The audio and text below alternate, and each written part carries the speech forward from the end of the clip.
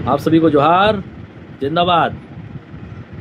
आज हमारे झाबुआ जिले के शान हमारे स्वर्गीय दिलीप सिंह भूरिया जी, जिन्होंने पेसा एक्ट को की अवधारणा दी और हमारी ग्राम सभाओं को मजबूती प्रदान करी, ऐसे महामानव की पुण्यतिथि पर मैं उन्हें सादर वंदन करता हूँ, नमन करता हूँ। बाबा दिलीप सिंह भूरिया जी ने हमारे आदिवासी समाज के जल जंगल जमीन की रक्षा के लिए पेसा एक्ट को 1996 में ही लागू करवाने के लिए तैयार कर दिया, लेकिन ये पूंजीपतियों की सरकारों ने दमनकारी सरकारों ने आदिवासियों के जल जमीन को हड़पने के लिए पेसा एक्ट को उनके जीते जी लागू नहीं किया। उनके जाने के बाद जब सामाजिक संगठन जयस ने मजबूती से आवाज़ उठाई, अन्य सामाजिक संगठनों ने मजबूती से आवाज़ उठाई, तब जाकर सरकारों को ये लगा कि हमारे सिंहासन डोल जाएंगे, इसीलिए दिलीप सिंह भूरिया जी द्वारा जो एक्ट बनाया गया है उसे लागू किया जाए। उन्होंने उस एक्ट को भी तोड़ मरोड़ कर लागू किया।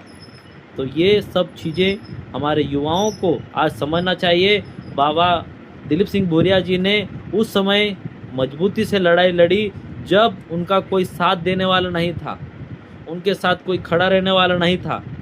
तब उन्होंने पृथक भिलिस्तान राज्य की मांग की थी, ताकि आदिवासियों के हक अधिकारों की रक्षा की जा सके, आदिवासियों को अपना जल जंगल जमीन की रक्षा की जा सके।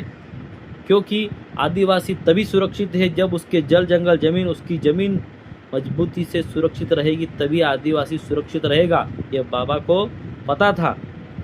ये बात हमारे वर्तमान के या पहले के अगर विधायक सांसद समझ जाते जो आरक्षण से लड़े हैं, तो दिलीप सिंह भूरिया जी का जो सपना भिलिस्तान वो आज साकार हो जाता। लेकिन कोई बात नहीं, बाबा हम आपके सपने को पूरा करेंगे, भिलिस्तान हिल प्रदेश बना कर रहेंगे। क्योंकि समाज को मजबूत करना, समाज के हक अधिकारों की रक्षा करना हमारा कर्तव्य है। जिस समाज में जन्म लिया उस समाज के लिए मर मिटना हर व्यक्ति का अपना फर्ज होता है।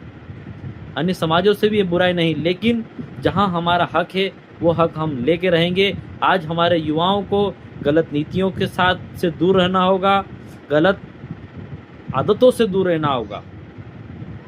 शराब, नशा जो बहुत सारा होता है, उन चीज़ों से दूर रहो और मजबूत रहो। जोहार, जिंदाबाद।